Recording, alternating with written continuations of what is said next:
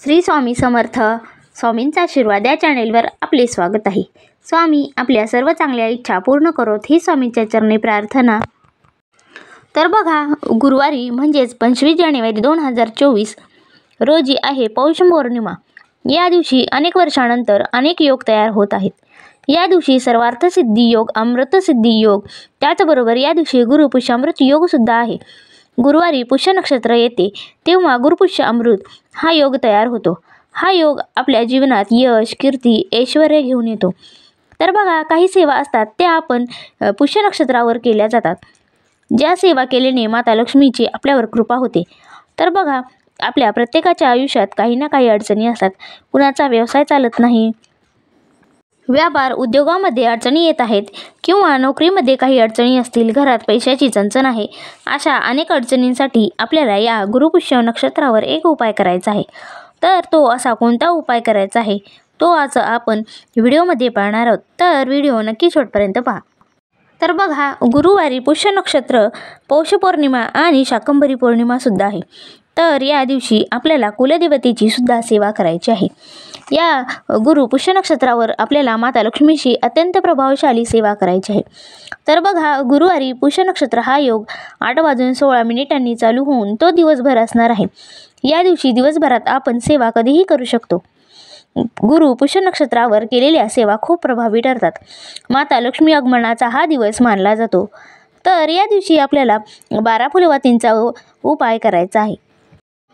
तर बघा, हा 12 फुलवातींची सेवा ही अत्यंत प्रभावशाली सेवा आहे. या सेवेमुळे माता लक्ष्मी लवकर प्रसन्न होऊन आपल्या घरात तिचे स्थान कायम राहते. तर बघा, सर्वप्रथम आपल्याला 12 फुलवाती घ्यायच्या आहेत. तर बघा, या गुरुपुष्य नक्षत्रावर आपल्याला चांदीची निरांजन आणायची आहे. पण जर चांदीची निरांजन सगळेच आणू शकत नाहीत, पण बघा, तांब्याची, पितळेची किंवा मातीचा साधा आपण दिवासुद्धा घेऊ शकतो.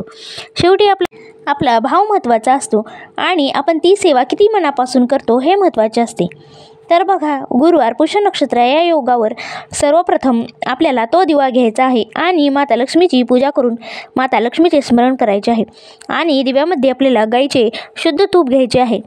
आणि बघा, हा उपाय करताना आपल्याला गाईचेच तूप वापरायचे आहे, कारण गाईचे तूप हे अत्यंत पवित्र मानले जाते आणि माता लक्ष्मीला ते अत्यंत प्रिय असते. तर बघा, पहिल्या दिवशी 1 फुलवात घेऊन ती आपल्याला लावायची आहे. दुसऱ्या दिवशी 2 फुलवाती, तिसऱ्या दिवशी 3, चौथ्या दिवशी 4, 5व्या दिवशी 5, 6, 7, 8, 9, 10, अशा 12व्या दिवशी 12, अशा चढत्या क्रमाने आपल्याला ह्या फुलवाती लावायच्या आहेत. म्हणजेच बघा, 12व्या दिवशी 12 फुलवाती लावायच्या आहेत. तर बघा, आता नंतर 13व्या दिवसापासून आपल्याला उतरत्या क्रमाने ह्या वाती लावायच्या आहेत. म्हणजे 13व्या दिवशी 12, 14व्या दिवशी 11, 15व्या दिवशी 10, 9, 8, 7, अशा प्रकारे आपल्याला ह्या वाती लावायच्या आहेत. अशा प्रकारे 12 फुलवातींचा हा अत्यंत प्रभावशाली उपाय आपल्याला करायचा आहे. बघा, आता हा उपाय करताना मध्येच काही अडचण आली तर किंवा मासिक धर्म आला तर काय करावे? तर बघा, अशा वेळेस जर मासिक धर्म आला तर 5 दिवस बघून पुढे आपल्याला ती सेवा चालू करायची आहे. आणि जर सुतक आले तर ती आपल्याला सेवा तिथेच थांबवायची आहे.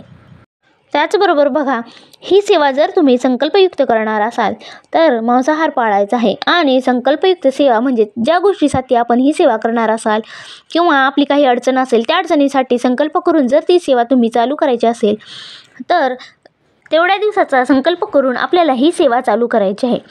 त्याचबरोबर बघा, दररोज ही सेवा करताना दिवा लावल्यानंतर एकदा व्यंकटस्तोत्र म्हणावे आणि एकदा श्रीसूक्त म्हणावे.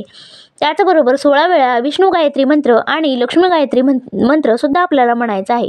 तर विष्णू गायत्र म्हणजेच बघा, ओम नारायण विद्महे वासुदेवाय धीमहि तन्नो विष्णू प्रचोदयात, हा विष्णू गायत्री मंत्र आपल्याला म्हणायचा आहे. आणि लक्ष्मी गायत्री मंत्र ओम लक्ष्मीच विद्महे विष्णुपत्नीच धीमहि तन्नो लक्ष्मी प्रचोदयात, हा लक्ष्मी गायत्री मंत्र आपल्याला 16 वेळा म्हणायचा आहे.